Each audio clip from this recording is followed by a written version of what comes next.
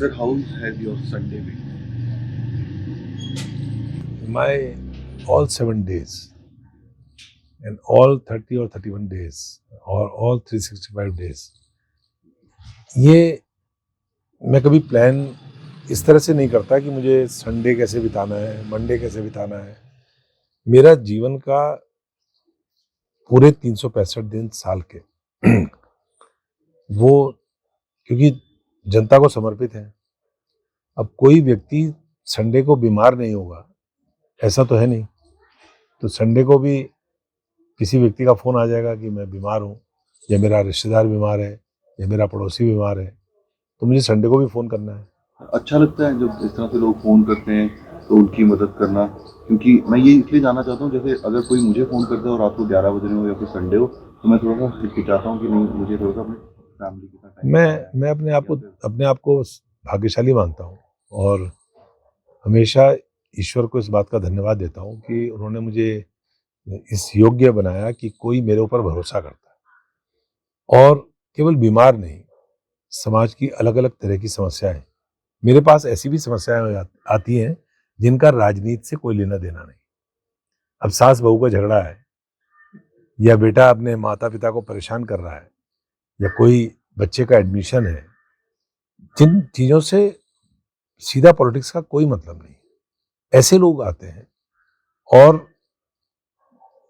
मुझे एक मेरे मित्र ने, क्योंकि दत्तात्रेय जी के गुरु थे, उनके एक गुरु नहीं थे। उन्होंने कहा जिस चीज़ से भी जीवन में सीख लो, उसको गुरु बना लो। तो एक मेरे मित्र थे शैलेंद्र सागर, जो मेरे छात्र जीवन में यहाँ एसएसपी थे, बाद में वो डीआईजी होके आए, बाद में उत्तर प्रदेश के डीजी हुए। जब वो डीआईजी थे तो उन्होंने मुझे एक बार चाय पे मेरे साथ बैठे थे, तो उन्होंने मुझे एक राय दी, सलाह दी, जिसको मैंने एक गुरु मंत्र माना। उन्होंने कहा कि जीवन में सूर्यकांत आपके पास कभी कोई आए, तो आप उसकी समस्या का समाधान करने की हैसियत में हो या ना हो, आप उसकी समस्या को सॉल्व कर पाए या ना कर पाए, लेकिन एक काम आप कर सकते हैं कि आप उसकी पूरी बात सुनें धैर्यपूर्वक। और उसके बाद अगर आप उसकी समस्या का समाधान कर पाए तो बहुत अच्छी बात है, नहीं कर पाए प्रयास कर लें तब भी अच्छी बात है। और अगर सुनकर के आप कहें कि नहीं भाई, मैं इसमें आपकी मदद नहीं कर पाऊंगा, तब भी ठीक है। लेकिन इससे सबसे बड़ी बात ये होगी कि जो समस्या जो लेकर के आपके पास आया है, उसका मन का आधा बोझ और उसकी आधी परेशानी आपके सुनने से ही समाप्त हो जाएगी। तो मैं उसको गुरु मंत्र के रूप में मैंने लिया, और मैंने अपने पूरे जीवन में, छात्र जीवन से अब तक, मेरे पास कभी भी कोई आता है, ना मैं उसका धर्म पूछता हूँ, ना मैं उसकी जाति पूछता हूँ, ना उसकी भाषा पूछता हूँ, वो मेरी कॉन्स्टिट्यूंसी का है कि नहीं है, मुझे उससे मतलब नहीं है। मैं उससे सीधा पूछता हूँ, भाई बताओ क्या सेवा है, क्या समस्या है। ये तो आपकी ना डीएवी में ही नज़र आता है। एक तो सबसे पहले तो आपका कॉलेज ही ऐसा है, आप डीएवी कॉलेज से हैं। फिर उसके बाद आपकी जब हिस्ट्री भी देखी जाती है तो you have always chosen parties that have been on the secular side of the political spectrum.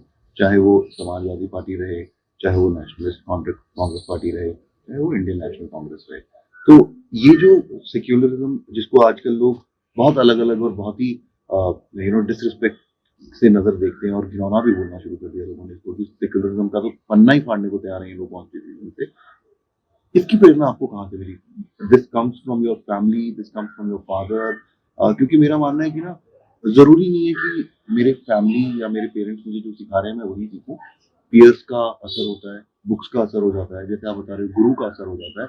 तो व्हाई डिड यू चूज, और व्हाट ब्रिंग्स यू, और what makes you the secular person that you देखिए, मैं वैसे तो ये संस्कारों में, my grandfather, we are basically from Garhwal, we belong to Garhwal, Pauri. Pauri district में एकेश्वर ब्लॉक में बग्याली गांव मेरा है। तो मेरे दादा वहीं पैदा हुए, वहाँ से पैदा होने के बाद वो किसी तरह प्राइमरी एजुकेशन करने के बाद, सेकेंडरी एजुकेशन करने के बाद वो बनारस चले गए, और बनारस में वो पढ़े, और वहाँ से पढ़ने के बाद संस्कृत के आचार्य थे। उनको किसी ने सलाह दी कि आप, विद्वानों की बहुत कमी है नॉर्थ वेस्ट फ्रंटियर में, तो आप वहाँ जाओ। वहां आपके लिए बहुत स्कोप है। तो वो घूमते हुए चले गए पेशावर, अच्छा, ये प्री इंडिपेंडेंस की बात प्री इंडिपेंडेंस। और वो पेशावर चले गए, और पेशावर में जब वो गए तो वो इतने विद्वान थे, संस्कृत के भी, ज्योतिष के भी। वहां जाके वो बहुत पॉपुलर हो गए, और वहां के लोगों ने, हिंदू और मुस्लिम दोनों ने, पठानों ने भी उनको वहीं रख लिया कि आप गुरुजी यहीं रहिए। वहां उनका घर बन गया, वहां उनका इतना नेम एंड फेम हो गया। मेरे ताऊ जी भी जो थे, मेरे उनके जो बड़े बेटे थे, मेरी पहली दादी के पुत्र बड़े, दोनों पिता पुत्र इतने विद्वान थे कि पूरे उस नॉर्थ वेस्ट फ्रंटियर में वो हिंदूज के बीच में और मुस्लिम्स के बीच में पॉपुलर इतने हो गए। किसी को कुछ पूछना होता था तो उनके पास जाते थे, और किसी को भागवत करवानी होती थी तो उनके पास जाते थे, किसी को जन्मपत्री बनवानी होती थी तो पंडित जी के पास जाते थे। He was an astrologer, he was मतलब वो कमाल के व्यक्ति थे। तो हेल्प के लिए आपके पास आते हैं और एडवाइस के लिए आपके दादाजी के पास जाते थे, अपना भविष्य देख बताने के लिए, भविष्य के लिए। एडवाइस ले रहे हैं कि आप बताइए कि हम परेशानियों में फंसे। मतलब परेशानियां आपका हमेशा 1984 से पहले की देहरादून के जितने लोगों की जन्मपत्री बनी हुई, 90% लोगों के जन्मपत्री में पंडित अमलानंद का हस्ताक्षर है। My grandfather was that famous. तो वहां वो बस गए। उसके बाद पार्टीशन हुआ, तो वो दुर्भाग्यपूर्ण स्थिति हमारे दादाजी ने देखी, हमारे पिता ने भी देखी, हमारे पूरे उस परिवार ने देखी, और वो पार्टीशन के बाद आ गए। मेरे ताऊजी नहीं आ पाए, वो उनका पता ही नहीं लगा। लेकिन मेरे दादाजी और मेरे पिता और मेरी बुआ, 3 बुआ थी, वो सब लोग आ गए रिफ्यूजी होकर। I am sorry to mention, आपके ताया जी जो हैं is in the missing list क्या, फिर वो कैजुअलिटी में या ताई जी थी उनकी विडो, वो भी आ गए। वो मेरे दादाजी सबको लेके आ गए, और क्योंकि वहाँ इतनी संपत्ति हो गई थी, इतना उनके पास था कि जो रिफ्यूजी कार्ड उनका था, तो वो कंपनसेशन के रूप में हमको देहरादून में प्रॉपर्टीज मिली। कुछ ने उन्होंने कस्टोडियन की ऑक्शंस में लिए, कुछ उनको अलॉट हुए। तो वो घंटाघर जो देहरादून का जो हार्ट ऑफ द सिटी है, वहाँ पे जहाँ से देहरादून शुरू होता है, वहाँ पे मेरे दादाजी का ऑफिस था। देहरादून 0 लिखा हुआ है वहाँ पे ऑफिस था उनका, ज्योतिष का ही। 84 तक रहा उनका ऑफिस, जब तक वो जिंदा रहे। तो वो जब यहाँ आ गए, लेकिन जब वो यहाँ आए तो यहाँ आने में उनकी सबसे ज्यादा मदद करी पठानों ने। तो पार्टीशन होने के बाद भी, हिंदू मुस्लिम दंगे होने के बाद भी, कभी भी उनके दिमाग में मुसलमानों के प्रति कोई पूर्वाग्रह या हेट्रेड नहीं रहा। और यहाँ जब आए, यहाँ जब आने के बाद, बहुत बड़ी लंबी कहानी है तो अलग से करना पड़ेगा अध्याय, लेकिन वो यहाँ पे बस गए। यहाँ पे फिर उनका नेम एंड फेम, जितने लोग रावलपिंडी से, लाहौर से, पाकिस्तान के अलग अलग हिस्सों से, नॉर्थ वेस्ट फ्रंटियर से जो आए, तो नॉर्थ वेस्ट फ्रंटियर के जितने लोग वहाँ यहाँ आए, वो उनके स्वतः शिष्य हो गए। तो उनकी फॉलोइंग यहाँ भी बन गई। They was पॉपुलर, जैसे वो वहाँ थे यहाँ भी हो गए। सर, मैं ना कुछ टाइम पहले ओवरसीज में काम कर रहा था, तो मेरे एक ना बहुत अच्छे दोस्त हैं, पाकिस्तान से ही, लाहौर में रहते हैं। ही इज फ्रॉम देहरादून, और मेरे को पहली बार ये पता लगा कि it is not only Rajasthan, Punjab and Jammu Kashmir जिसने ये दर्द सहा है। देहरादून बहुत बड़ी संख्या है, देहरादून में बहुत बड़ी संख्या है। पूरा प्रेम नगर, पूरा पटेल नगर, पूरा मच्छी बाजार, पूरा लूनिया मोहल्ला, देहरादून में बहुत सारे मोहल्ले हैं। और ये करणपुर का इलाका पूरा रिफ्यूजी इलाका है। तो कंपनसेशन में हम आ गए। हम पूरे अगल बगल हमारे सारे पंजाबी लोग, नॉर्थ वेस्ट फ्रंटियर के, बनुवाल, टलवाल, डेरेवाल, हजारेवाल, इस तरह के लोग, और हम गढ़वाली, जो बेसिकली हम मूलतः गढ़वाली थे, लेकिन वो हमारी पहचान वही हो गई, रिफ्यूजी वाली। तो हमारा ऐसा संस्कार हो गए कि हमें कभी पहाड़ी, देसी, मैदानी, हिंदू, मुस्लिम, वो हम कभी मानते ही नहीं। तो संस्कारों में आ गया, तो इसलिए हम डाइवर्सिटी को पसंद करते हैं। और फिर जब मैं राजनीतिक गुरु जो मेरे थे, Hemvati Nandan Bahuguna, he was the tallest leader in after Jawaharlal Nehru. Gandhi और जवाहरलाल नेहरू के बाद वो सेकुलर लीडर्स में, खुशवंत सिंह जी ने उनके बारे में लिखा, when he died, that India has lost the tallest secular leader. तो सेकुलरिज्म की डेफिनेशन नहीं मालूम, जो आज गांधी को गाली देते हैं, नेहरू जी को गाली देते हैं। उन्होंने नेहरू को जाना कहाँ है, गांधी को जाना कहाँ है? कह देने से कुछ थोड़ी होता है। सेकुलरिज्म का जो डेफिनेशन है, इट इज वेरी, बहुत ब्रॉड है। और हिंदुस्तान की हमारी सबसे बड़ी जो ताकत है, वो हमारी विभिन्नता में एकता है भाई। हमारी जो डाइवर्सिटी है वही तो हमारी ताकत है। नॉर्थ ईस्ट में आप चले जाओ तो बिल्कुल वहां पे आपको चाइना से मिलते हुए लोग मिलेंगे, भूटान से मिलते हुए लोग मिलेंगे। आप जम्मू कश्मीर पहुंच जाओ तो बिल्कुल लाल लोग मिलेंगे। आप मद्रास पहुंच जाओ तो बिल्कुल काले लोग मिलेंगे। आप उत्तर भारत में आ जाओ तो बिल्कुल फ्लुएंट हिंदी बोलने वाले लोग आपको मिलेंगे, अवधी बोलने वाले लोग मिलेंगे। आपको इतनी भाषा की विविधता, इतनी पहनावे की विविधता, खान पान की विविधता, हर तरह की, मतलब ब्राह्मण जो है अगर हम मोंड से नीचे जाएंगे उत्तराखंड में तो वो प्याज खाना और लहसुन खाने से परहेज करेगा, और उत्तराखंड का ब्राह्मण जो है मांस भक्षण करेगा। तो उत्तरे मांस भक्षण दक्षिणे मातले कन्या, इतनी विविधता का देश कि जिसमें ब्राह्मण को उत्तराखंड में मांस खाना, मदिरा जो है पीना वो वर्जित नहीं है, और दक्षिण भारत में ब्राह्मण को मामा की कन्या के साथ विवाह करना वर्जित नहीं है। तो इतनी डाइवर्सिटी वाला देश, तो आप कैसे कह दोगे एक देश, एक झंडा, एक फलाना, एक अलाना, कैसे इस देश में चलेगा? सर मुझे एक बात बताइए कि कांग्रेस, नेशनलिस्ट कांग्रेस पार्टी, और मैं कहूँगा कि INDIA जो अलायंस है उसमें जितने भी लोग शामिल हैं, ये लोग जो बीजेपी या फिर जिस किस्म के भी लोग हिंदुत्व को या फिर रिलीजन को इस किस्म का एक जामा पहनाने में कामयाब हुए हैं, उसको काउंटर क्यों नहीं कर पाए हैं हम लोग? जैसे आपने बात बोली है, बिल्कुल लॉजिकल है, बिल्कुल रैशनल है, बिल्कुल सही बातें हैं जो लोगों को स्ट्राइक भी करेंगे और समझ में भी आ जानी चाहिए। तो ये जो जामा ये पहनाने में कामयाब रहे हैं, उसको आप लोग उखाड़ने में क्यों नहीं कामयाब हो पा रहे हैं? देखिए, कामयाब होंगे, लेकिन एक बहुत बड़ी कमी जो मैं महसूस करता हूं कांग्रेस में, और मुझे बोलने में कोई संकोच नहीं, कांग्रेस इस देश की स्वतंत्रता आंदोलन की पार्टी थी, और देश के स्वतंत्रता आंदोलन में जितना बड़ा योगदान कांग्रेस का है, अगर मॉडर्न हिस्ट्री में इंडियन नेशनल मूवमेंट से आप कांग्रेस वर्ड हटा दें तो ओनली कवर रह जाएगा। ठीक।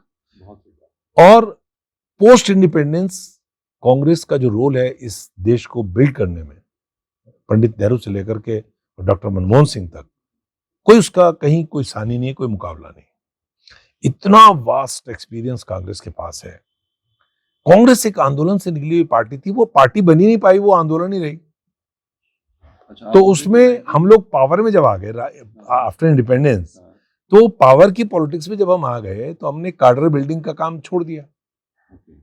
तो जो नेहरू के बारे में पंडित, अच्छा पूरे देश में आप बताइए स्वतंत्रता आंदोलन के, और पूरी दुनिया में बताइए, कोई ऐसा परिवार बताइए जिसकी 3 पीढ़ियां एक साथ इंडिपेंडेंस मूवमेंट में जेल में रही।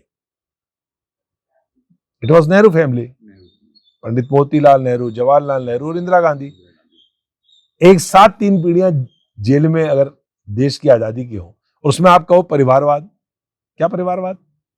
उस परिवार ने तो इस देश को दिया है। जवाहरलाल नेहरू जितने संपन्न परिवार से थे, वो चाहते तो आराम से रहते, अंग्रेजों की चापलूसी करते और सर और बड़े बड़े ओहदों से नवाजे जाते। सर लेकिन पावर में आने के बाद कहीं ना कहीं शायद इसका नशा भी हो ही जाता है। नहीं, कोई नशा नहीं हुआ। उन्होंने पूरा जीवन खद्दर पहनते थे तो जवाहरलाल नेहरू की खाल से खून निकलता था। पंडित नेहरू का इतना शरीर कोमल था कि जब वो खद्दर पहनते थे तो खद्दर से उनके स्क्रैचेस, रैशेस पड़ जाते थे और ब्लड निकलता था, लेकिन खद्दर पहना पूरे जीवन। बापू ने, वो भी कोट पैंट और टाई पहन करके बैरिस्टर आए थे हिंदुस्तान में, और जब हिंदुस्तान के अंदर आए तो जब उन्होंने इस देश की हालत देखी तो उन्होंने टाई, कोट पैंट सब उतार के लंगोट बांध दिया कि जब तक देश का हर आदमी उसके तन पे कपड़ा नहीं होगा। जॉर्ज पंचम ने पूछा कि वेयर आर योर क्लोथ्स, तो बापू ने कहा कि मेरे देशवासियों के कपड़े तो आपने चुरा लिए। कहने से थोड़ी 56 इंच होता है भाई। ये किसके अंदर साहस था, नैतिक? आज गांधी को गाली देने वालों की हैसियत क्या है? व्हाट्सएप इंडस्ट्री में कुछ भी डाल दो, कुछ भी बोल दो। जिन लोगों ने गांधी को पढ़ा नहीं, जिन लोगों ने गांधी को जाना नहीं, क्या महान गांधी था, पूरा दुनिया उसको पूज रही है। आज बोल रहे हैं कि 2014 से पहले गांधी को कोई जानता नहीं था। ये सेकुलरिज्म की जो आपने बात कही ना, वो हमारे नस नस में, रग रग में, और ये देश चल ही नहीं सकता बिना सेकुलरिज्म के। गांधी जी तो सेक्युलर नहीं थे, नेहरू जी सेक्युलर हैं, लेकिन गांधी जी सेक्युलर नहीं थे। He was very fond of Hinduism. No. Being a Hindu, I am a practicing Hindu. मैं त्रिकाल संध्या करता हूँ, ब्राह्मण हूँ। मैं सुबह मंदिर जाता हूँ, मेरे बगल में बावड़ी में विवेकानंद जी की तपस्थली है, जहाँ शिव जी के उन्होंने पूजा करी। कल बता भी रहे थे जी, हम जा सकते हैं। मैं वहाँ रोज जाता हूँ, मैं रोज घंटी बजाता हूँ अपनी पूजा में बैठ करके। It is my personal belief, Hinduism, but when I am out of this gate, I am Indian. जब मैं गेट के बाहर जाता हूँ तो मैं भारतीय हूँ, तब मेरे लिए हिंदू भी मुस्लिम, और हिंदू होने का मतलब क्या है? सर्वे भवन्तु सुखिनः, सर्वे सन्तु निरामया, सर्वे भद्राणि पश्यन्तु मा कश्चित् दुःखभाग् भवेत्। हमारा जो मंगलाचरण है, हमने सबसे पहले प्रणाम किसको किया? शांति अंतरिक्ष, शांति रापा, शांति ओकदया, शांति वनस्पतया, शांति विश्व देवा, शांति ब्रह्मा। हमने ये कहा कि हिंदुओं में शांति हो केवल, पूरी धरती में, वहां जहां मुसलमान भी रह रहा है, क्रिश्चियन भी रह रहा है, सरदार भी रह रहा है, पूरे पूरे ब्रह्मांड में, पूरे संसार में शांति हो। ये हिंदुइज्म की टीचिंग है। हिंदुइज्म की टीचिंग ये है कि आप मुसलमान समझ करके एक बेचारे ब्राह्मण लड़के को मार दो, जब भी हुआ है हरियाणा में। मतलब मुसलमान मर जाता तो ठीक था, और हिंदू मर गया तो गलत थे। लेकिन इस उग्रता को काउंटर करने के लिए हम लोगों को क्या करना चाहिए और कांग्रेस पार्टी क्या करे? हमारा जो फंडामेंटल बिलीफ है, जो हमारा मूल विश्वास है, उसको जब तक जागृत नहीं करेंगे, यदा यदा हि धर्मस्य ग्लानिर्भवते भारत, धर्म की हानि बोला उन्होंने, सनातन धर्म की हानि नहीं बोला। भगवान कृष्ण को मालूम रहा होगा कि आने वाले समय में मुसलमान भी होगा, क्रिश्चियन भी होगा, सरदार भी होगा। लेकिन वो तो उन्होंने बोला क्या? धर्म है, धर्म। धर्म का मतलब कर्म। धर्म का मतलब आपका और मेरा मित्र धर्म। धर्म का मतलब आपका पत्रकार धर्म, मेरा नेता का धर्म। धर्म का मेरा पति का धर्म और मेरी पत्नी का पत्नी धर्म, मेरी बेटी का बेटी धर्म, मेरा पुत्र का पुत्र धर्म, मेरा पिता का पितृ धर्म। धर्म मतलब कर्तव्य, कर्तव्य पर आए इनका। तो कर्तव्य कर्म से भी जुड़ जाएगा। घंटी बजाना या नमाज अदा करना धर्म नहीं है, ये हमारा एक पंथ है। ये हमने अपनी एक सहूलियत के लिए, ईश्वर को मानने के लिए, या अपने कहाँ चला गया था कोरोना में सारा धर्म? सबसे पहले हमने भगवान को छोड़ दिया, अल्लाह को छोड़ दिया, गुरु ग्रंथ साहब को छोड़ दिया। कोई गया गुरुद्वारे? कोई गया मस्जिद? कोई गया भगवान शंकर के जल चढ़ाने के लिए? सबने लावारी छोड़ दिया भगवान। तब हम साइंस के पास आए, तब हम कोरोना के लिए ढूंढने लगे वैक्सीन। ये हिपोक्रेसी है, this is hypocrisy, this is not religion. but sir, this hypocrisy is bringing them to 303 and it is But- bringing Congress to 40 Yes, and then yes, because we have, हमने अपना जो मूल सिद्धांत था उसको प्रचारित प्रसारित करना छोड़ दिया। मैंने अभी आपसे बात करी कि भाई ये कौन लाया ये मोबाइल, ये कौन लाया इंटरनेट। अब ये आज की पीढ़ी को पता ही नहीं है, जो हमें गाली दे रही है इसमें, जो व्हाट्सएप में और सुबह से शाम तक फेसबुक में हमें लगी हुई है कांग्रेस को गाली देने में, ट्रोल करने में, उनको पता ही नहीं है कि जिसमें ट्रोल कर रहे हो तो कांग्रेस ही लाई है।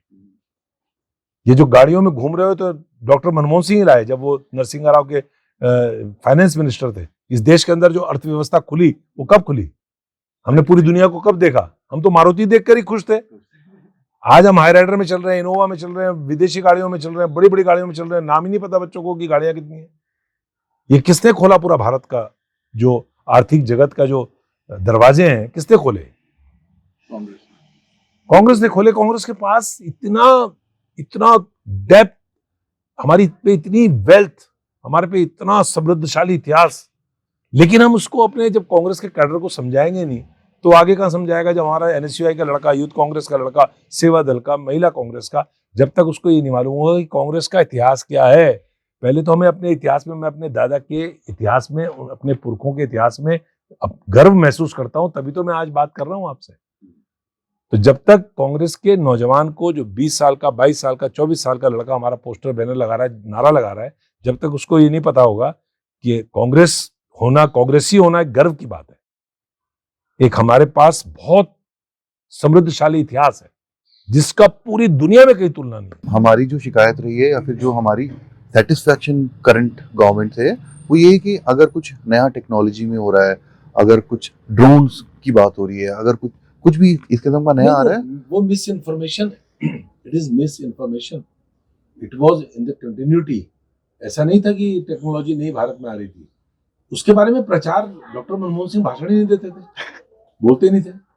वो टेक्नोक्रेट थे, वो एक देश के, दुनिया के इतने बड़े इकोनॉमिस्ट थे कि उनका पूरा ध्यान गवर्नेंस पे था, और गवर्नेंस करते करते करते करते उन्होंने पूरी दुनिया में वो उदाहरण पेश किया कि जब पूरी दुनिया में मंदी थी, अमेरिका लड़खड़ा गया, रशिया लड़खड़ा गया, फ्रांस, जर्मन, जापान लड़खड़ा गए, भारतवर्ष खड़ा रहा। भारत में कोई बैंक नहीं डूबा।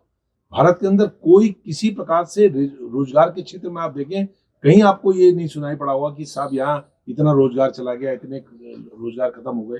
टेक्नोलॉजी भी आ रही थी। आज पूरी दुनिया में सैटेलाइट के क्षेत्र में जो हमारा योगदान है पूरे वर्ल्ड में इंटरनेशनली, तो वो क्या ये 14 के बाद हुआ? नहीं, बिल्कुल नहीं। वो शोध के काम आज आप देखेंगे, अगर आप यूनिवर्सिटीज में जाएं, क्या हाल हो रहा है जेएनयू का, बिकने की नौबत आ रही है। दिल्ली विश्वविद्यालय में क्या हाल हो रहा है। बहुत आप केवल संघ के लोग और आरएसएस पृष्ठभूमि के लोगों को भर्ती करने के लिए सारी जो स्थितियां हैं पूरे देश के अंदर शिक्षा जगत की, मैंने आपको बताया पूरी दुनिया की आर्थिक मंदी का जो हाल था, ओबामा साहब को पूछना पड़ा कि भाई भारत में आपने ऐसा क्या जादू किया कि वहां मंदी का असर ही नहीं पड़ा।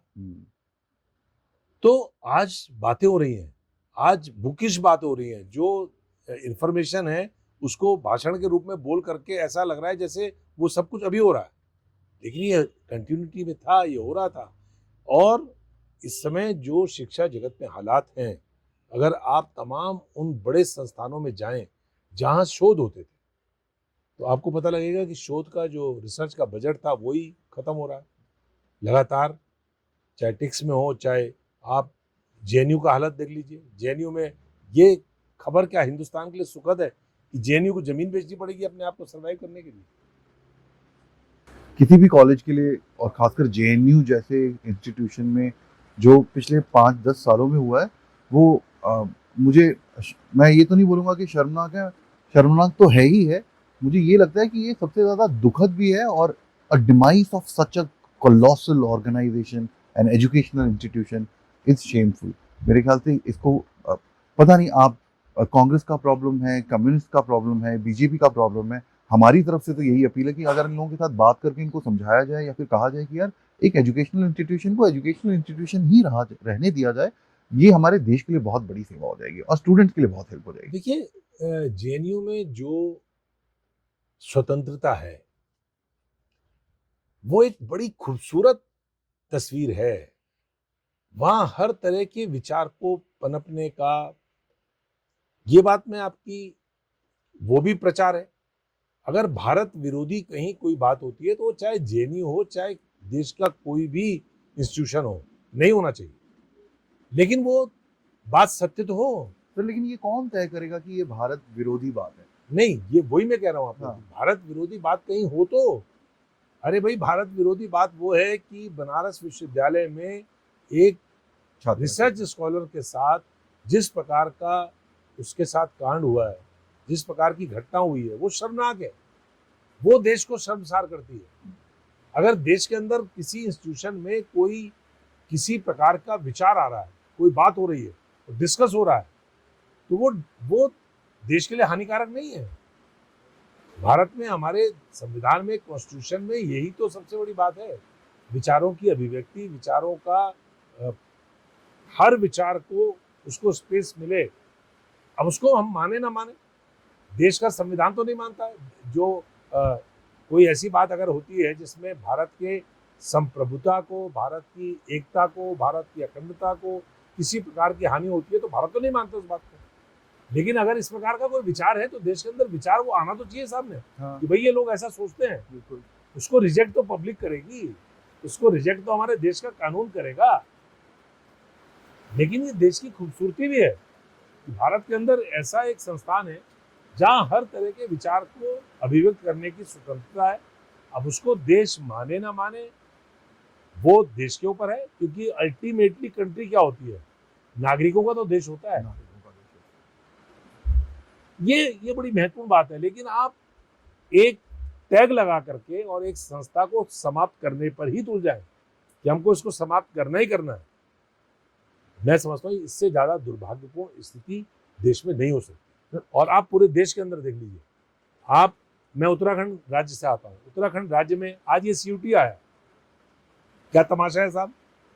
आपने ये केवल और केवल जो प्राइवेट इस यूनिवर्सिटीज हैं, प्राइवेट संस्थान हैं, उनको बढ़ाने का ही एक तरीका है। अब सीयूटी में जब आप सीयूटी कराएंगे, उसका रिजल्ट आएगा, उसकी मेरिट बनेगी, उसके बाद कॉलेज अलॉट होंगे, तब तक तो सारे प्राइवेट संस्थान अपने एडमिशन करके अब पढ़ाई शुरू कर देंगे, उनके एक सेमेस्टर की पढ़ाई शुरू हो जाएगी। तो आपका ये एक स्ट्रेटेजी है डैमेज करने की, क्योंकि जेएनयू में, दिल्ली यूनिवर्सिटी में, हेमवती नंदन बहुगुणा गढ़वाल विश्वविद्यालय में, इलाहाबाद विश्वविद्यालय में, उस्मानिया यूनिवर्सिटी में, देश की तमाम ये जो बड़े बड़े यूनिवर्सिटीज हैं, इसमें जो बच्चा पढ़ता है वो 15-20 हज़ार रुपए में ग्रेजुएशन कर लेता है, 50 हज़ार रुपए में पोस्ट ग्रेजुएशन कर लेता है। और प्राइवेट संस्थान में आप जाएंगे, डीआईटी में आप जाएंगे, उत्तरांचल यूनिवर्सिटी में आप जाएंगे, ग्राफिक एरा में आप जाएंगे, एमईटी में आप जाएंगे, अशोका यूनिवर्सिटी में आप जाएंगे, तो एक सेमेस्टर की लाखों रुपए फीस है। तो आप एक सिस्टम को खत्म कर रहे हैं, जहां सस्ती शिक्षा जहां मिल सकती है, बढ़िया शिक्षा जहां मिल सकती है।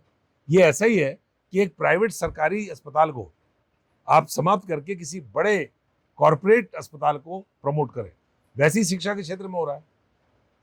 क्या कांग्रेस प्राइवेटाइजेशन के अगेंस्ट है? नो, बट बैलेंस होना चाहिए, संतुलन होना चाहिए।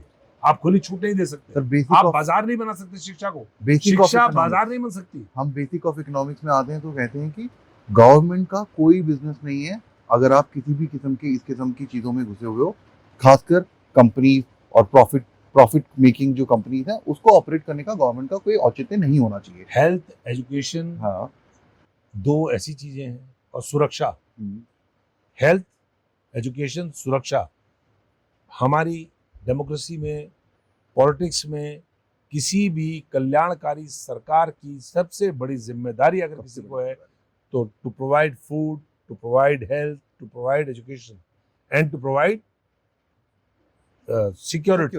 हाँ, दीज आर द बेसिक। आप सबको बेच दोगे क्या? पुलिस भी आप अब आरएसएस में भेज करके तय कर दोगे कि आरएसएस में जा सकते हैं साहब सारे राज्यकर्मी जो हैं। हाँ, उत्तराखंड की सरकार में एक जियो निकला है परसों, हाँ, जिसमें उन्होंने कहा है कि राज्यकर्मी जो हैं वो आरएसएस की शाखाओं में जा सकते हैं। अब आरएसएस की शाखा में जाकर के जो सीखता है बंदा, वो जाकर के तो मुसलमान के डंडा मारेगा ही मारेगा। सर क्या आरएसएस एक्स्ट्रा कॉन्स्टिट्यूशनल पावर बन चुकी है? क्या आप समझते नहीं है कि एक्स्ट्रा कॉन्स्टिट्यूशनल पावर है ये?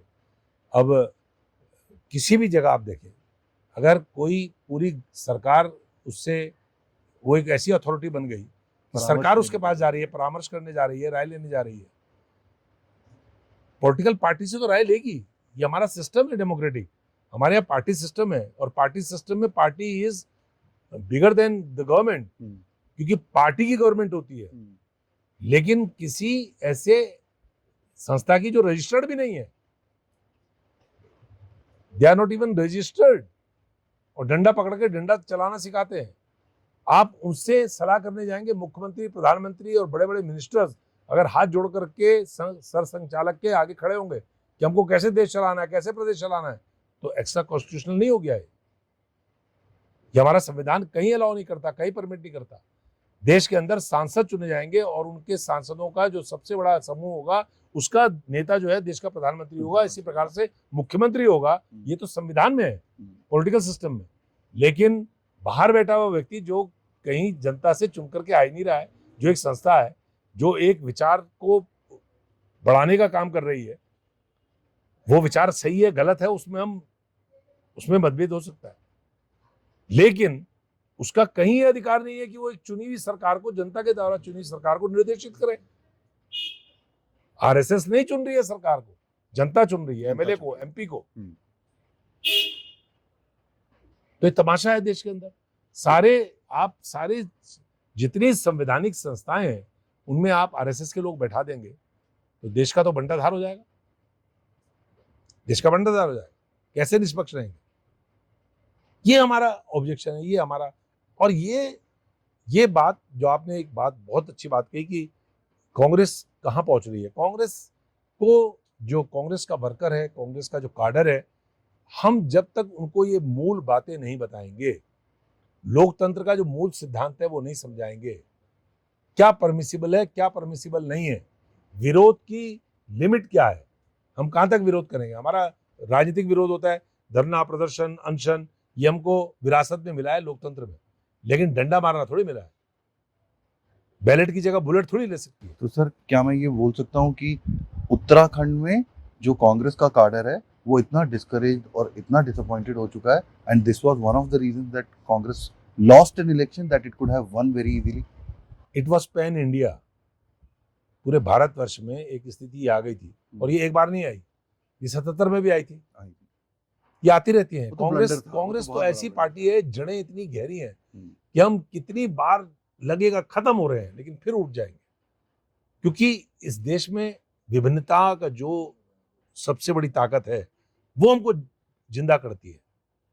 अभी देखो ना आप उत्तर प्रदेश में क्या हुआ, अभी आप देखो आने वाले टाइम में हरियाणा में और जम्मू कश्मीर में क्या होने वाला है, और महाराष्ट्र में क्या होने वाला है। क्या प्रेडिक्शन है आपका? मैं आपको निश्चित तौर पे बता रहा हूं कि सफाया हो जाएगा भारतीय जनता पार्टी का। विनेश फोगाट अगर गोल्ड मेडल नहीं जीत पाई और भारतीय जनता पार्टी का एक बड़ा नेता ये कहता है कि अच्छा ही हुआ कि नहीं जीत पाई, तो ये देशभक्ति है।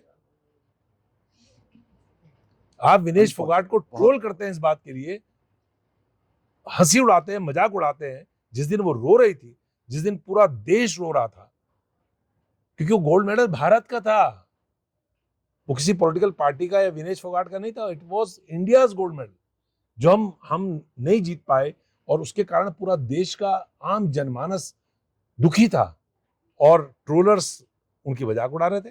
वो ट्रोलर्स कौन थे? वो आईटी सेल के भारतीय जनता पार्टी के लोग जो अपने आप को देशभक्त कहते हैं। और वो पोल खुल गई है कि अगले जो 3 स्टेट्स में इलेक्शंस होने वाले हैं वहां पे कांग्रेस एक 4 स्टेट में, झारखंड भी आएगा। आप बिल्कुल बोल रहे हैं कि जीतेंगे, या आप बोल रहे हैं कि अच्छे नंबर जीतेंगे। तो आपका चीफ मिनिस्टर 4 स्टेट्स में आने वाला है निश्चित तौर पे। इंडिया का जो, अच्छा आप ये बताइए, इंडिया कहने में क्या तकलीफ है?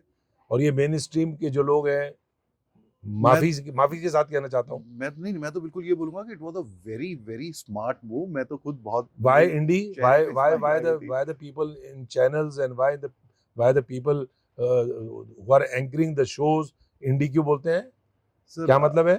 थोड़ी सी अनफॉर्चुनेट सिचुएशन हम लोग रिपोर्टर्स भी फेस कर रहे हैं, लेकिन हमारा मानना है कि हम लोग जितना इसको इंडिपेंडेंट रख सकते हैं उतना रहेंगे, और हमारी organisation is one of those organisation जो हम लोग बिल्कुल क्लियर हैं, ना हम इनका पक्ष लेंगे ना हम उनका पक्ष लेंगे। मेरी अपेक्षा है कि, और मैं इसीलिए आपको दूसरी बार आपसे बातचीत कर रहा हूँ, कि मैं चाहता हूँ कि देश के अंदर मीडिया, देखिए अगर कलम बिक जाएगी, कलम की तो ऐसी ताकत है सर, लेकिन बॉयकॉट करना भी तो कोई तरीका नहीं हुआ ना। आप लोगों ने बॉयकॉट क्यों कर दिया है? नहीं, बॉयकॉट, देखिए जब आप एक पूरा सिस्टम, एक ऐसा इकोसिस्टम बन जाएगा जो परसेप्शन बिल्ड कर रहा है देश में उस व्यक्ति के लिए जो अभिजीत बैनर्जी के साथ बैठ करके हिंदुस्तान की इकोनॉमिक्स के बारे में बात कर रहा है, एम्प्लॉयमेंट के बारे में बात कर रहा है, and you are projecting that fellow as a Pappu, और एक व्यक्ति जो नाली से पाइप लगा करके गैस से चूल्हा जला करके चाय बना रहा है, उसके लिए आप तालियां बजा रहे हैं, उसको आप कह रहे हैं युग पुरुष है, उसके लिए आप कह रहे हैं कि साहब ऐसा तो नॉन बायोलॉजिकल। अगर बस चलता तो मीडिया उसको नॉन बायोलॉजिकल प्रूव भी कर देता। सर, हम लोगों को हमारी क्या गलती है? नहीं, मैं नहीं, largest section of the media, I am right now as a public, कि पब्लिक की क्या गलती है? हम लोगों को ये सब क्यों सुनने को मिलता है कि this is perception building and media is the party in that. Media is hand in gloves with the system which was doing this dirty game. After Mahatma Gandhi, who is the person in India who walked 10,000 kilometers? closest is Mr. Rahul Gandhi now. Nobody else. तो आपने एक नया गांधी पैदा कर दिया, क्योंकि महात्मा गांधी को भी नंगा फकीर बोला गया, हाँ, हाफ नेकेड फकीर बोला था, हाँ, मजाक उड़ाई थी। राहुल गांधी प्राइम मिनिस्टर बन सकते हैं। He is the best material now. He is the best material. He can talk about the unemployment. He can talk about the villages. He can talk about the women. He can talk about the peasants of India. He can talk on any issue. आप spontaneous Rahul Gandhi का आप interview लीजिए, वो किसी भी issue पे बात कर लेंगे। दिलवा दीजिए हमें राहुल गांधी। मैं दिलवाऊंगा, मेरी गारंटी है, मैं दिलवाऊंगा। फैंटास्टिक। अगर हमें राहुल गांधी जी का इंटरव्यू होगा तो हम लोग यहाँ पे लड्डू लेके आएंगे आपके। मैं खड़गे जी का इंटरव्यू दिलवाऊंगा। ठीक है। लेकिन मैं आपसे जो बात कहना चाहता हूँ जी, कि प्रधानमंत्री बनना भाग्य की बात हो सकती हो सकती है। चंद्रशेखर भी बने, वीपी सिंह जी भी बने, वीपी सिंह जी भी बने, और देवेगौड़ा जी भी बने, देवेगौड़ा जी बने, इंद्र और इंद्र जी कुमार बने, Gujral who didn't have a single MP support, single MP he also became the prime Prime minister. Minister। लेकिन देश का नेता बनना बड़ा मुश्किल हम्म, है। राहुल गांधी आज देश के नेता बन चुके हैं। महात्मा गांधी देश के प्रधानमंत्री नहीं बनेगा, नहीं बने वो नेता जयप्रकाश नारायण इस देश के प्रधानमंत्री नहीं बने, सर। हमारी राम मनोहर लोहिया इस देश के प्रधानमंत्री नहीं बने। आप लोगों से लेकिन- शिकायत ही है, आप लोग पॉलिटिकल लीडर्स तो निकाल रहे हो लेकिन लीडर्स नहीं निकाल रहे हो। हमारे पास लीडर्स हैं ही नहीं। मैं आपको कह रहा हूँ कि एक ऐसा नेता पैदा हो गया देश में जिसने गांधी के बाद सबसे ज्यादा पैदल चल के भारत को देखा, यस। और वो राहुल गांधी। हम्म, और मैं उनको असली नेता अभी मानता हूँ। वो पहले एमपी थे, पार्टी के प्रेसिडेंट भी थे, हाँ। लेकिन राहुल गांधी जन नेता अब बने हैं, और वो अब जन नेता बन चुके हैं। आपको लगता है कि जब- उनकी ग्रोथ हुई है? ग्रोथ हुई है क्योंकि उन्होंने तकलीफ देखी है। पहले वो एक बच्चा जिसकी दादी को गोलियों से भून दिया गया था, और वो इतने बड़े सुरक्षा घेरे में। सर, ये करुणा जो आपको राहुल गांधी जी के लिए है, ये मुझे थोड़ी सी लगती है कि ये क्यों खोखलापन है इसमें? He was from a very very privileged family. He is from a privileged नहीं family. नहीं नहीं नहीं, उन्होंने क्या कितनी कष्ट भी देखे हैं? privileged फैमिली हो, हाँ। एक कबूतर को आप सोने के पिंजरे में रख दीजिए, तो वो सोने का पिंजरा क्या वो सोनिया सोने का गांधी है? पिंजरा। मैं आपको क्या बताना चाह रहा हूँ, हाँ। करुणा की बात नहीं है, हाँ। मैं परिस्थितियों की बात कर रहा हूँ। ठीक मैं है। कोई उनके लिए सिंपैथी, उनको जरूरत भी नहीं है, आवश्यकता भी नहीं है हाँ, किसी सिंपैथी। बिल्कुल। लेकिन ये बात सच्चाई है हम्म। कि जब स्कूल में पढ़ रहे थे तो उनकी दादी को गोलियों से भून दिया। यस। उसके बाद वो जिस सुरक्षा के घेरे में आए, क्या वो किसी 4th क्लास एम्प्लॉय के बच्चे से हाथ मिला सकते थे? किसी सिपाही के बच्चे के साथ बैठ सकते थे? किसी ड्राइवर के साथ बैठ सकते थे? वो आज मोची के पास बैठ रहे हैं, जाकर के वो बैठ सकते थे क्या? नहीं बैठ सकते। सुरक्षा कारणों से वो अलाउड नहीं थे। फिर उनके पिता की जिस प्रकार से हत्या हो, उनके लिए मैं सिंपैथी नहीं मांग रहा हूँ, मैं वो परिस्थितियों की बात कर रहा हूँ जिन परिस्थितियों में राहुल गांधी एक बच्चे से और शैशव काल से निकल करके युवा बने। वो सारा वो ट्रॉमा जो उन्होंने फेस किया, तो हम कैसे उम्मीद करते हैं कि वो किसान की, नौजवान की, दलित की, पिछड़े की, आज जब वो भारत में घूमे, महात्मा गांधी जब आए तो he didn't talk about the independence of India, he was talking about the reforms, concessions. वो रिफॉर्म्स की बात कर रहे थे, हमको ये रिफॉर्म दे दो, हमको ये कंसेशन दे दो। लेकिन जब 1919 में जलियांवाला बाग हुआ, जब उन्होंने देखा 1919 दूसरा, हाँ, बैसाखी का दिन, हाँ, बिल्कुल 1990 खन का, जब आपने 1919 हंटर कमीशन जी, तो गांधी बन गए। गांधी ने कहा नहीं, कंसेशंस नहीं चाहिए हमको रिफॉर्म्स नहीं चाहिए, हमको पूरा भारत आजाद चाहिए। तो परिस्थितियों ने बनाया। गांधी बैरिस्टर आए थे, टाई पहन करके, कोट पहन करके, पतलून पहन करके, और भारत जब देखा उन्होंने तो फिर लंगोट पहन ली, और जब जलियांवाला बाग देखा तो गांधी ने कहा कि भारत को पूरा स्वराज चाहिए। तो वैसी राहुल गांधी की परिस्थितियां जो थी, जिन परिस्थितियों में वो शैशव काल से बड़े हुए, वो परिस्थितियां अलग थी। लेकिन जब वो पूरा भारत घूमे, जब उनको अपमानित किया गया, जब उनकी मजाक उड़ाई गई, जब उनको पप्पू कहा गया, जब उनको उनके किस प्रकार का व्यवहार, जो उनके खिलाफ चुनाव जीती थी, उन्होंने उनकी किस तरह की भाषा उनके लिए, उनकी मां के लिए प्रयोग करी, तो वो सारा अपमान उसने शंकर की तरह, विष की तरह पी लिया। और उसके बाद वही राहुल गांधी है जिन्होंने कहा नहीं भाई, ट्रोल मत करो इसको। ये 199 हो पाएगा? ये 199 नहीं होगा, ये 399 होगा, निश्चित मानिए। और हम पूरी, आज राहुल गांधी इतने मैच्योर हो गए, और मैं उनको बधाई देता हूँ। आपके चैनल के माध्यम से पहली बार कोई व्यक्ति होगा, मुझे कोई लालच नहीं है कोई टिकट वगैरह की, मुझे कांग्रेस ने बहुत दिया है, 3 टिकट दिए हैं, 11 साल से मैं सीनियर वाइस प्रेसिडेंट हूँ, मुझे प्रेसिडेंट ही बनना बाकी रह गया, मेरी कोई ऐसी अभिलाषा नहीं है। मैं राहुल गांधी जी को इस बात के लिए बहुत बधाई देता हूँ, जिस प्रकार की मैच्योरिटी और जिस प्रकार से सारी पॉलिटिकल पार्टीज को साथ लेकर के चलने की क्षमता उनको दिख रही है, चाहे अखिलेश यादव हो, चाहे तेजस्वी यादव हो, चाहे हमारी पार्टी की जितनी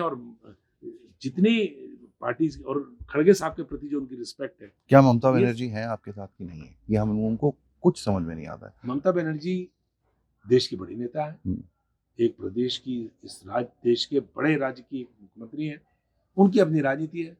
अब आम आदमी पार्टी तो मेरी कांग्रेस पार्टी के हिसाब से राजनीति नहीं करेगी, इवन अखिलेश भी और तेजस्वी भी नहीं करेंगे। वो जहां कॉमन मिनिमम प्रोग्राम हमारा है उसमें तो चलेगा, तो लेकिन सारी पॉलिटिकल पार्टीज को अपने अपने हिसाब से ग्रो करना है। ममता बनर्जी, उनके लेकिन जो सेकुलर क्रेडेंशियल्स हैं वो इतने मजबूत है कि उनके पास कोई विकल्प भी नहीं। आप बंगाल की जनता के लिए बोल रहे हैं? पश्चिम बंगाल की जनता का विश्वास ममता जी के प्रति है और कांग्रेस को अपनी स्पेस बनानी है वहां, तो हमारा कहीं ना कहीं टकराव हो सकता है, लेकिन उस टकराव से हम जो एंटी सेकुलर पार्टीज हैं उनको फायदा नहीं होने देंगे, ये निश्चित। तो आप कैसी भी वो बयान देते रहिए, वो कैसे भी गुस्सा होती रही, आप लोग उनकी नाराजगी को वो दीदी सह है, लेंगे, बड़ी है, मना लिया जाएगा वो उनको। बड़ी है राहुल जी से, और उनका वैसे भी राजनीतिक कद बड़ा है। She is also one of the persons who can be the prime minister of India. Rahul Gandhi के फादर की बहुत क्लोज फ्रेंड रही हैं, बहुत लंबा मैं टाइम आपको कह लोगों रहा के हूँ कि साथ वो मिलता है। जिस कैलिबर की है और जो उनका स्टेचर है, वो देश के प्रधानमंत्री के स्तर की व्यक्ति है। सर नेशनल पे हम बाद में आते हैं, मैं वापस आता हूँ उत्तराखंड पे। सर आपकी कांग्रेस प्रदेश कमेटी की बैठकें हुई होंगी इलेक्शन के रिजल्ट्स के बाद, तो जो एनालिसिस निकला है, क्या रिपोर्ट में निकला है, क्या आप लोगों की रिसर्च निकली कि व्हाट आर द रीजंस कि कांग्रेस जो है एक बहुत अच्छी पोजीशन पे, एकदम परसेप्शन भी था कि Congress is winning this election, how did you manage to lose this election? एक तो फॉल्स प्रोपेगेंडा अगेंस्ट कांग्रेस, या इनफाइटिंग है सर?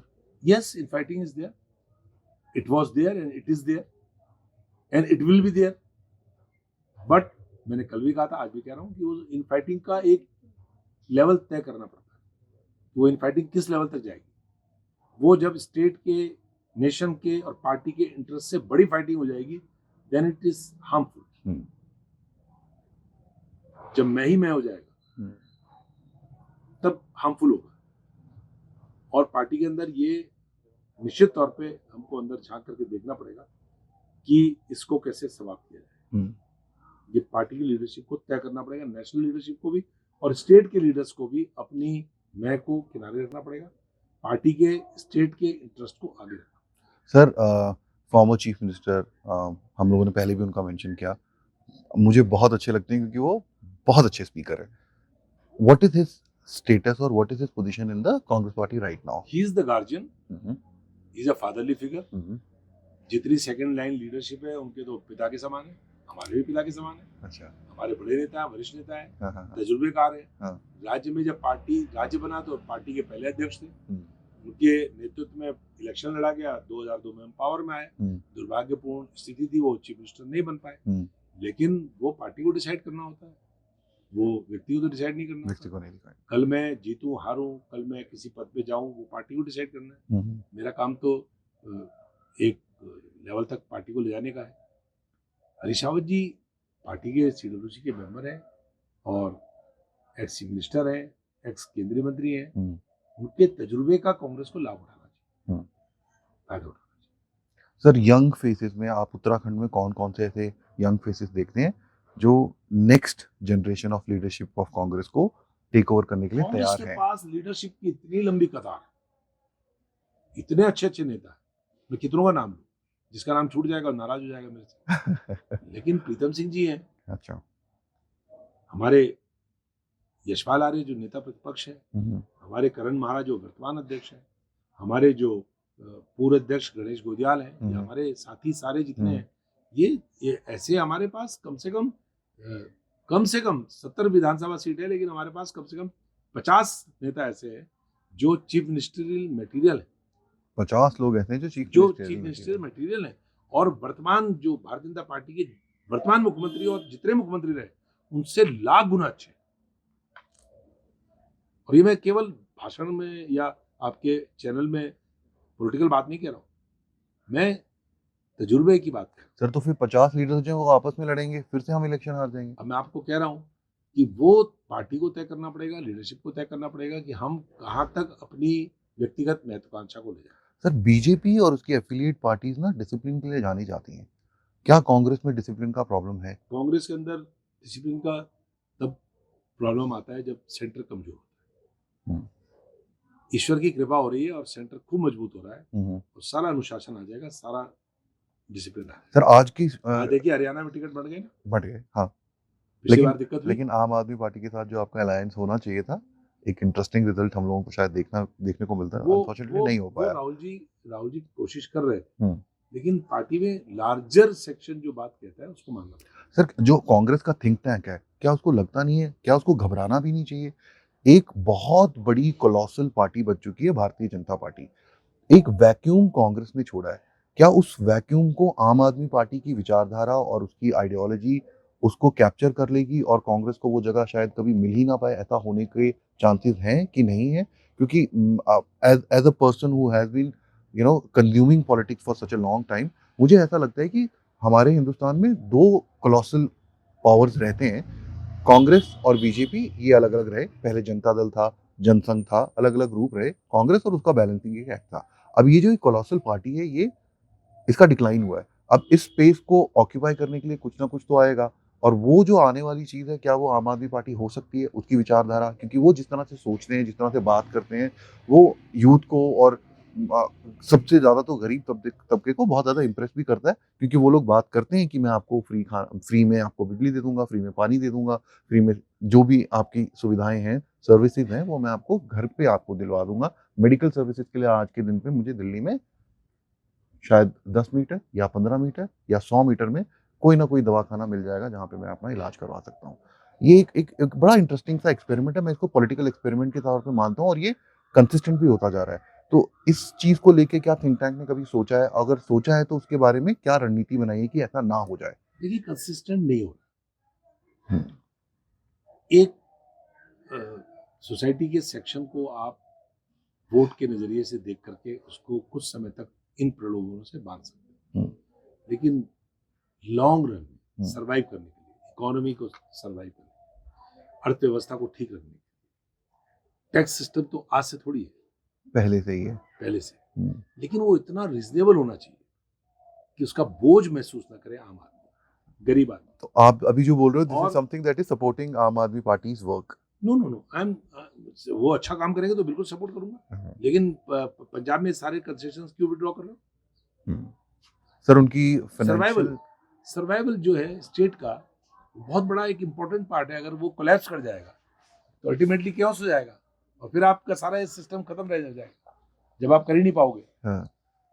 तो जब कर नहीं पाओगे तो फिर फायदा क्या हुआ करने का? तो इतना करो, ऐसा करो जिससे कि गरीब आदमी को राहत भी मिलती रहे, और एक आदमी ये भी ना सोचे कि मेरी जेब काट करके दूसरे को दिया जा रहा है। सर, आम आदमी पार्टी का जो लीडर आज की डेट में है, वो मेरे लिए अप्रोचेबल है। लेकिन कांग्रेस का हमेशा से एक ऐसा ऑरा सा बनता है कि उनके जो कांग्रेस के लीडर्स होते हैं ना, वो अप्रोचेबल नहीं होते हैं। वो एक एक larger than life figure type के बन जाते हैं। जैसे हम लोग कांग्रेस के 70 साल पावर में रहे, और पावर की पॉलिटिक्स जो है वो ये सारे अवगुण पैदा करती है, करते थे।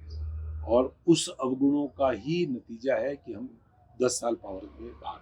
ये रियलिटी चेक मिला है कांग्रेस को। ये मिला है, तभी तो राहुल गांधी कह रहे हैं कि मुझे सर मत बोलो, राहुल बोलो। अच्छा। तभी तो कंधे पे हाथ रख रहे हैं, तभी तो मोची के पास बैठ रहे हैं, हाँ, हाँ, तभी हाँ। तो आम जनता को अवेलेबल हो रहे हैं, तभी तो 10,000 किलोमीटर पैदल चले हैं। हाँ। ये केवल राहुल के करने से नहीं होगा, सूर्यकांत धस्माना को भी करना पड़ेगा, सर, मैं ये एक प्रीतम सिंह जी को भी करना पड़ेगा, ये कॉमन गणेश आदमी गोदियाल हूँ। को भी करना पड़ेगा। हुँ। ये सारे स्टेट्स के जितने लीडर्स हैं उनको घरों से बाहर एयर कंडीशन से बाहर निकल करके सड़कों पे चल करके आम आदमी तक पहुंचना पड़ेगा। कांग्रेस की विचारधारा को मजबूत करना पड़ेगा।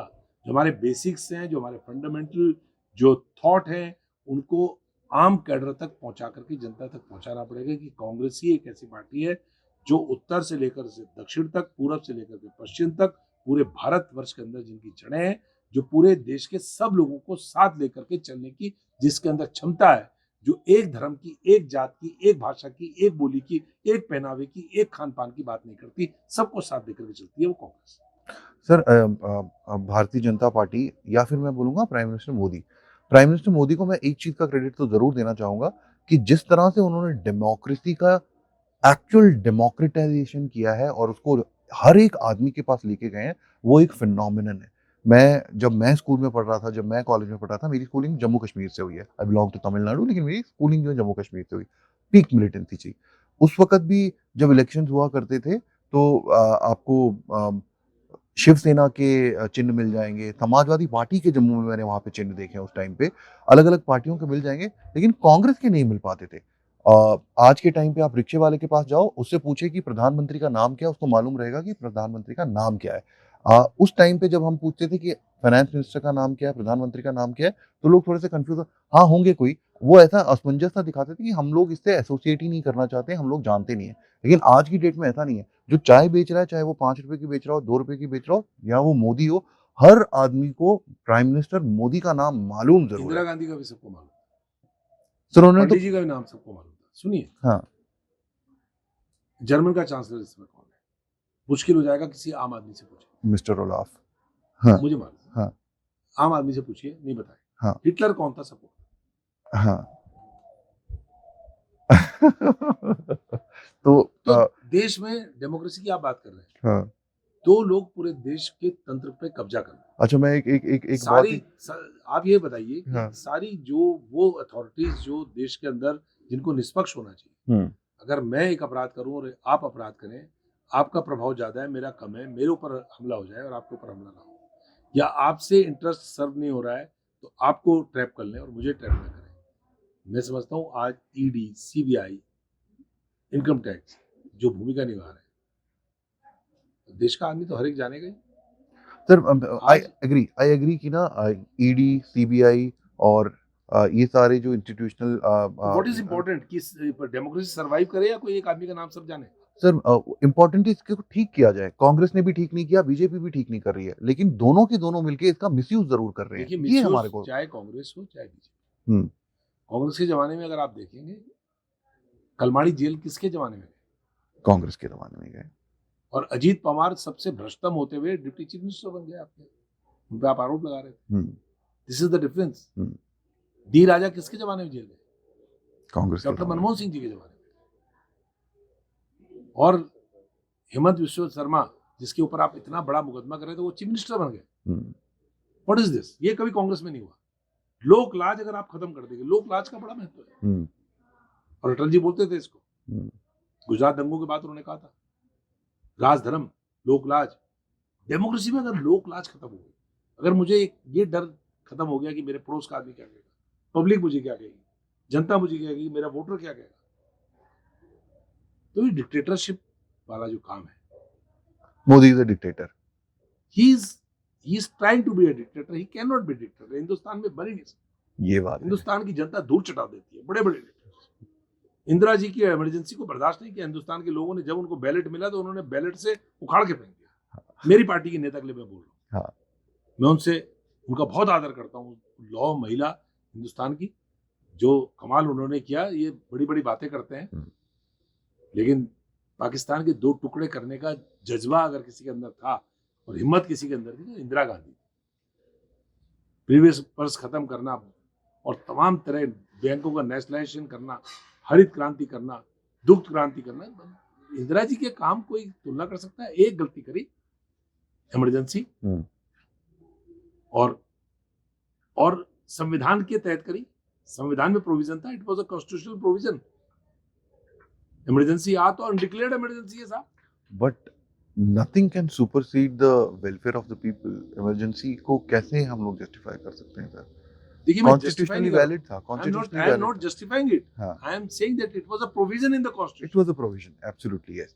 Sir, provision तो but if it was misused और it was उस समय की परिस्थितियों के अनुसार अगर वो लगा दी गई थी, तो उसका जनता ने जवाब दिया। मैं ये कह रहा हूँ, हाँ बिल्कुल दिया। भारत की जनता नहीं बर्दाश्त करती। कैसे कैसे मोदी आ जाए, नहीं बर्दाश्त करती। लेकिन जिस मुकाम पे हमें पहुंचना है उसमें टाइम ज्यादा लग जाएगा सर। टाइम ज्यादा लग मेरे जाएगा, पास टाइम नहीं है। नहीं, हमको लगता है टाइम नहीं है। ये तो देश हमेशा चलेगा, बिल्कुल चलेगा। हाँ। कभी कभी परिस्थितियां होती है, परिवार में कभी गमी आ जाती है, बहुत अच्छा परिवार होता है, खूब फलता फूलता है, कभी ऐसा घटना हो जाती है कि परिवार जो है ब्रेक लग जाता है। आप बीजेपी से डिसएग्री करते हैं लेकिन नफरत नहीं करते हैं, ये बोल सकते हैं। नफरत क्यों करेंगे हम? नफरत तो हमें सिखाई नहीं, हमारे संस्कार में नहीं है नफरत। अच्छा, हम तो खराब से खराब चीज को सुधारने की कोशिश करते हैं। अगर कल को ऐसा सिचुएशन आता है कि से for example JP Nadda ji या फिर अमित शाह या फिर प्राइम मिनिस्टर मोदी जी से फोन आता है आपको कि आप बीजेपी ज्वाइन कीजिए और एक बहुत अच्छा पद मिलता है, तब आपका क्या रिएक्शन रहेगा? देखिए, मैंने आपको बताया, मेरे डीएनए में हेमवती नंदन बहुगुणा के संस्कार। बहुत बड़ा नाम है, बहुत बड़ा नाम। मैंने मुलायम सिंह जी के साथ भाई की तरह काम किया। उनकी पार्टी के फाउंडर मेंबर रहा मैं। समाजवादी पार्टी देहरादून में फॉर्म हुई थी, उसका जन्म देहरादून में हुआ था, and I was one of the founder member. मैं शरद पवार जैसे कद्दावर नेता के साथ बहुत निकट का सहयोगी रहा। Sir, you come from Dehradun, आप उत्तराखंड से हैं, आपने अविभाजित उत्तर प्रदेश में भी काम किया और समाजवादी पार्टी में आप थे, आप नेताजी के साथ आपने बहुत क्लोजली काम किया है। और दूसरी चीज है, एक और जो नाम बड़ा इंटरेस्टिंग सा निकल के आता है वो है शरद पवार जी का। ही उनको मैं मानता हूँ कि वो वाकई में चाणक्य है, कोई एग्जैजरेशन नहीं है। ही इज एस्ट्यूट, बहुत ही समझदार, और जो बोलते हैं बहुत, उनके कार्ड्स बहुत ही अच्छे तरीके से आते हैं। उनका ओरिजिन ही इस तरह से हुआ है कि he was someone who did not agree with someone of foreign origin taking over the party, and then you coming into Congress, and then he also getting closer to them, and वो सब differences अब खत्म हो चुके हैं, वो खटास उनके बीच की खत्म हो चुकी है। अब क्या हम बोल सकते हैं कि मिस्टर शरद पवार और सोनिया गांधी जी के बीच में जो रिलेशन में तलखी आई थी, the ice has been broken. Yes, definitely. And long back UPA का जब सरकार चली, सोनिया गांधी और वो पूरा परिवार, आप उनका आचरण देखिए, किस प्रकार से वो व्यवहार करते हैं। कभी आपको उनको चेहरे पे किसी के प्रति आक्रोश नहीं दिखेगा। कभी आपको उनके, राजीव गांधी के लिए क्या क्या बातें कही लोगों ने, राजीव जी नहीं रहे, सोनिया जी के लिए किस किस तरह की बातें कही। सोनिया जी आज देश की बहू है, बड़ी नेता है, बहू है। राहुल गांधी के बारे में जो परसेप्शन मैंने आपको बताया पूरा बिल्ड किया गया, लेकिन आपने कभी उनके चेहरे पर, वो मोदी जी से भी जाकर के गले लिपट लिए, उनकी मजाक उड़ाई बेशक, लेकिन उन्होंने ये संदेश पूरे देश में और पूरी दुनिया में दिया कि नहीं भाई, नफरत का जगह नहीं है, नफरत की जगह नहीं। तो उस परिवार को नफरत करनी नहीं आती, वो मोहब्बत वाला परिवार है, और किसी ने भी उनके प्रति कोई दुर्भावना रखी हो। मैं एनसीपी में था, स्टेट का प्रेसिडेंट था, और सोनिया गांधी जी की कंसेंट से उनसे मुलाकात आर.के. धवन साहब ने कराई, और फिर मुझे कांग्रेस में वापस लेके आए, और पीठ में उन्होंने मुझे थपकी दी। मैंने कहा, I will not merge the party, I will join the party. अच्छा। एंड शी वेलकम मी, उन्होंने आशीर्वाद दिया। वो परिवार, चाहे शरद पवार जी के प्रति हो, हम तो बहुत छोटी चीज है, लेकिन वो किसी के प्रति पूर्वाग्रह नहीं रखते। और आज की तारीख में मैं समझता हूं कि पूरा जो इंडिया परिवार है, उसमें Sharad Pawar ji is a fatherly figure.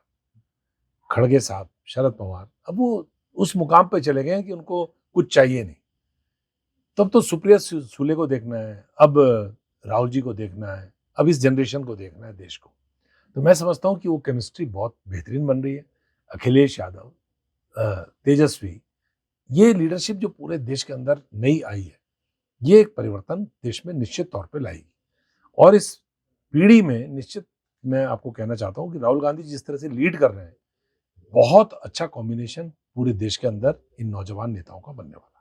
Sir, आपका लकी नंबर ना शायद 5 है। 5 फरवरी 1920-30, क्या मैं मुख्यमंत्री से बात कर रहा हूँ? हानि लाभ जीवन मरण यश अपयश विधिहात, ये 6 विषय ऐसे हैं जो ईश्वर ने पूरी तरह से अपने नियंत्रण में रखे हुए। अगर आपके और मेरे नियंत्रण में रहते तो हम जो जो चाहते हैं वो बन गए होते। हमारे हाथ में केवल कर्म करना है। हाँ।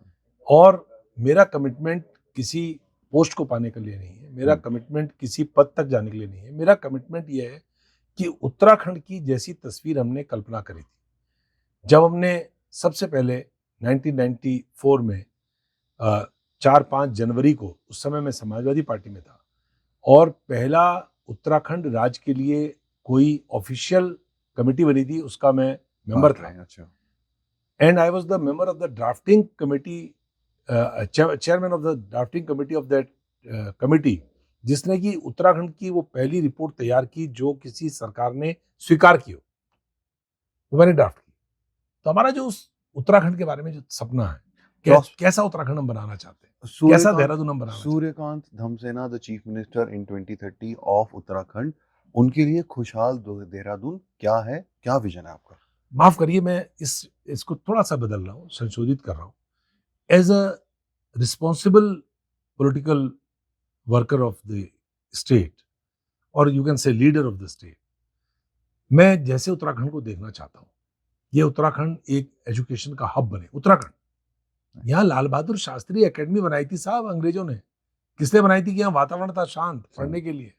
यहाँ पर इंडियन मिलिट्री एकेडमी थी, यहाँ पर इसमें FRI था, फॉरेस्ट रिसर्च इंस्टीट्यूट, यहाँ इंडियन इंस्टीट्यूट ऑफ पेट्रोलियम था, यहाँ ONGC, तेल नहीं निकलता उत्तराखंड में, नहीं निकलता। ONGC का हेडक्वार्टर क्यों बनाया था इसको? ये सोच किसी ने आज तक सोचा नहीं इस बारे में। उत्तराखंड को एजुकेशन का हब, उत्तराखंड को हायर एजुकेशन का हब, उत्तराखंड को आईटी इंडस्ट्री का हब, इतना अच्छा वातावरण कहां मिलेगा आपको?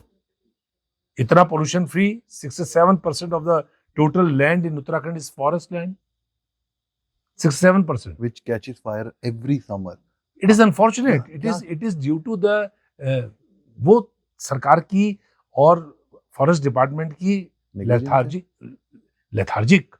They are lethargic. They are not using the skills. They are not using their local population. 1980 में जब फॉरेस्ट कंजर्वेशन एक्ट आया, उसमें जो कुछ कमियां हैं, जिसमें हमने जो लोकल पॉपुलेशन है उसकी भागीदारी फॉरेस्ट में कम कर दी, उसके हक हकूक कम कर दिए।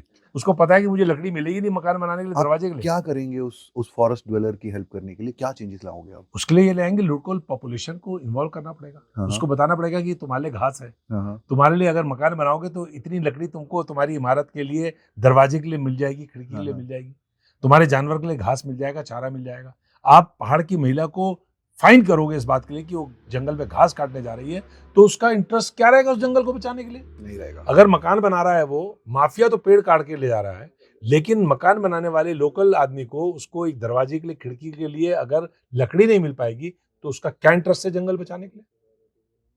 उसका इंटरेस्ट क्रिएट करना पड़ेगा सर। क्या बेशक लिमिटेड हो, एनवायरनमेंट को ध्यान में रखते हुए जो हमारी जरूरतें हैं, अगर उसको हम उनसे मैच करेंगे तो लोकल पॉपुलेशन का इंटरेस्ट बचेगा। जब पहले आग लगती थी तो पूरा गांव बचाने जाता था, आज आग लगती है कोई देखने नहीं जाता है, पॉपुलेशन ही नहीं है। पहले तो पॉपुलेशन ही खाली होती जा रही है, पूरा पहाड़ खाली होते जा रहा है। तो जो मैं आपसे बात कर रहा था कि 67% फॉरेस्ट है, पूरा राज्य का जो वातावरण है वो आईटी इंडस्ट्री के लिए सबसे आइडियल है पूरे देश के अंदर। आप आईटी इंडस्ट्री लेके आएंगे यहाँ पे?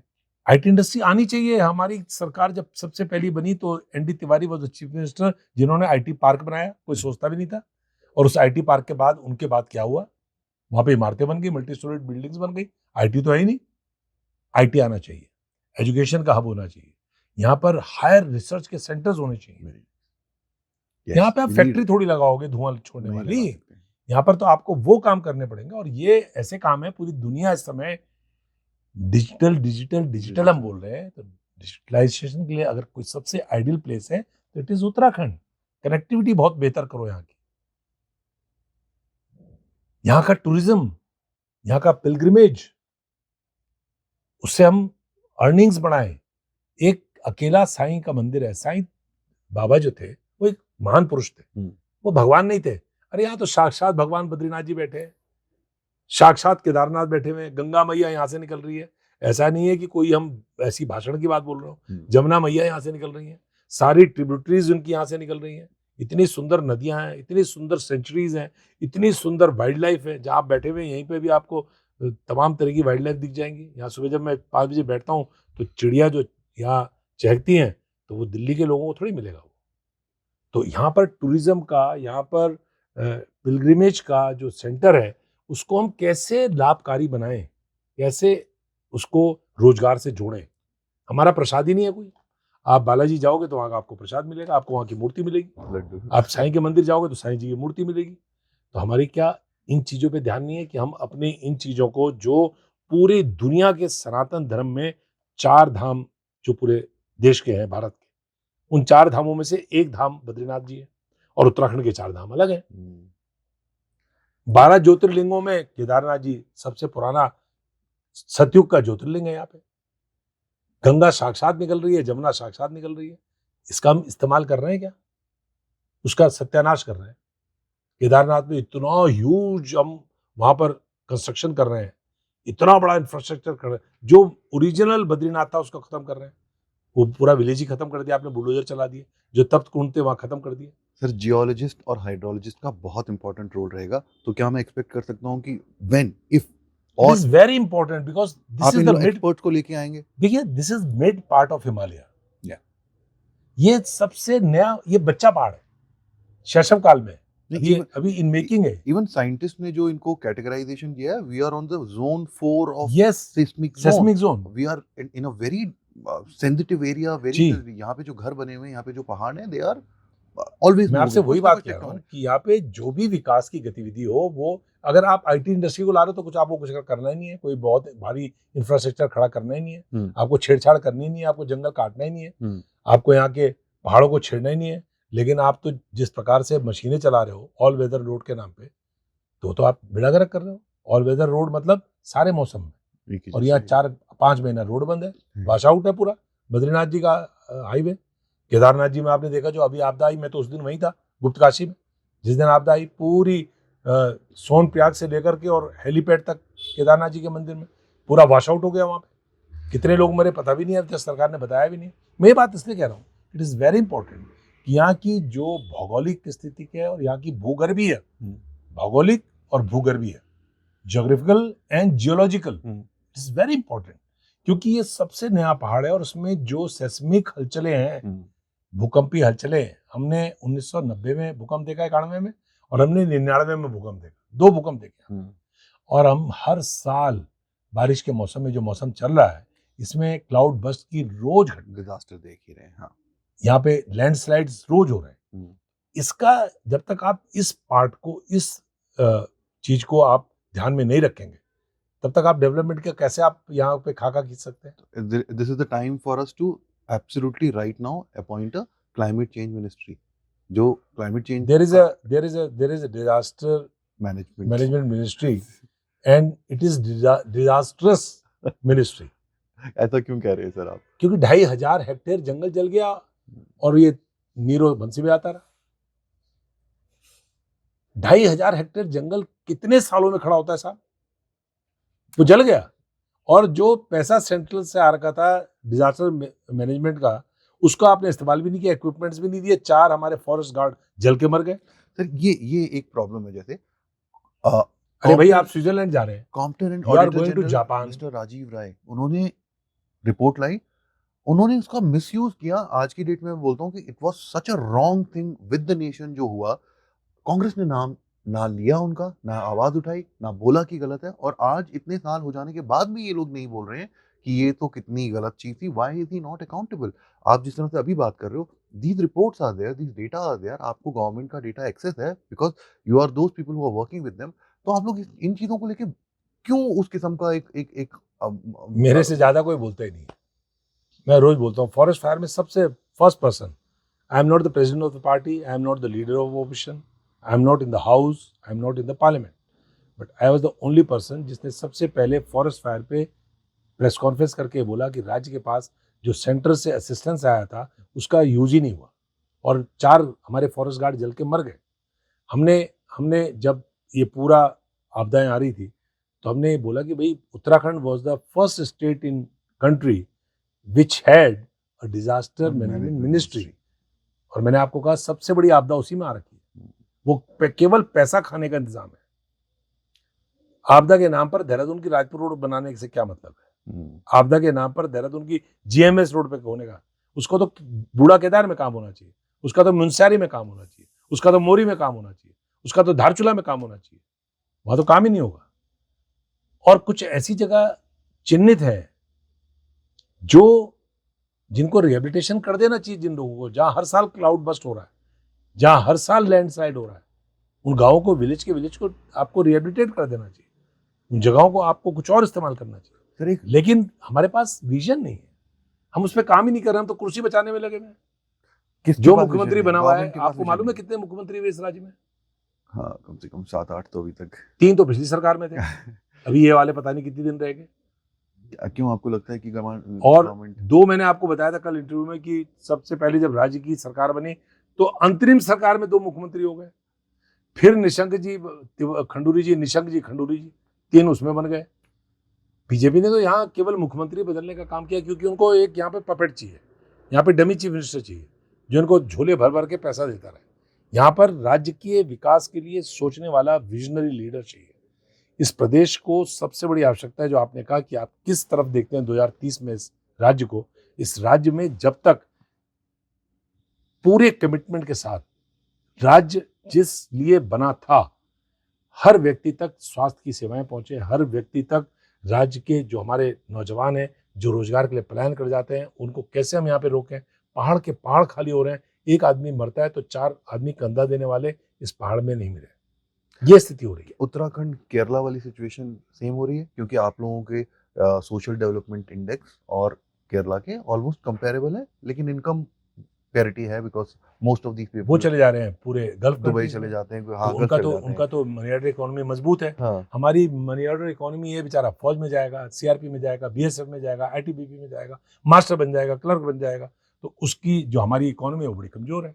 उनका उनका बहुत बड़ा पेट्रोल डॉलर्स आते हैं, हमारे यहाँ तो बहुत कम पैसा मिलता है। सर 2 सवाल मैं आपसे पूछना चाहूंगा जो डिफेंस से रिलेटेड है, and your Uttarakhand is strategically located, very important state.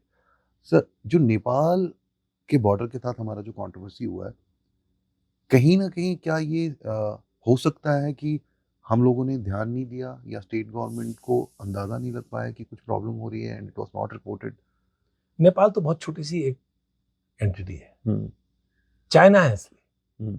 हम तिब्बत से भी मिले हुए हैं, तिब्बत की सीमा भी हमारे प्रदेश से मिली हुई और नेपाल की भी सीमा मिली हुई।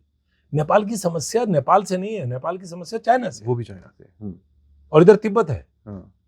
और हर साल घाट ब्लॉक है चमोली जनपद में, जहाँ हमारे बकरी चराने वालों को मारते पीटते हैं हाँ। और अंदर घुस जाते हैं। हाँ। ये समस्या इंटरनेशनल बॉर्डर की उत्तराखंड के साथ है। हाँ। और अगर गांव कमजोर हो जाएगा, गांव खाली हो जाएगा, लोकल पॉपुलेशन नहीं रहेगी, तो this will happen. It will happen, it will happen. What is your idea of making this right? To create the employment in the state, यहाँ पे रोजगार पैदा करो, यहाँ की खेती को उन्नत करो, यहाँ के पिलग्रिमेज को उन्नत करो, यहाँ के टूरिज्म को उन्नत करो। होम स्टे बनाने से केवल काम नहीं चलेगा, केवल होम स्टे बना के तो आप और उल्टे सीधे काम भी हो सकते हैं। यहाँ पर जब टूरिस्ट आए तो यहाँ की सुंदरता, खूबसूरती, यहाँ के जंगल, यहाँ के पहाड़, यहाँ की ट्रैकिंग, यहाँ के बर्फ, यहाँ के ग्लेशियर्स, यहाँ की वाइल्ड लाइफ, उसको देखने के लिए आए, केवल अय्याशी करने ना आए। Sir, I have taken a lot of your time. I want you to give the closing remarks on what happens when the next elections happen in Uttarakhand, and what happens when the next elections happen in the country. There are elections and elections and elections in Uttarakhand in coming time.